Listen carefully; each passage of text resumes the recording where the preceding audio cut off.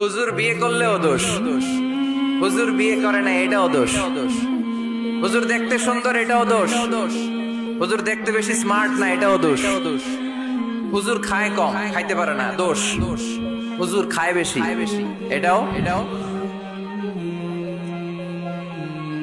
অনেকে বলে হুজুর আপনি বেশি ইংরেজি বলেন এটা আপনার দোষ।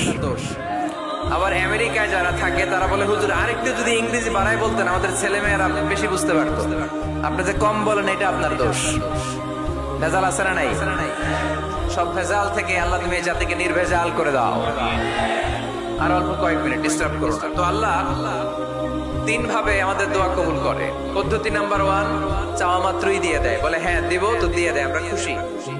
পদ্ধতি নাম্বার 2, আমরা চাই আল্লাহ এটা দাও, আল্লাহ তখনও বলে ইয়েস দেব, কারণ না বলে ফিরিয়ে দিতে আল্লাহ জানেন দেব, তবে সাথে সাথে দেন না, লেটার অন, দেরি করে।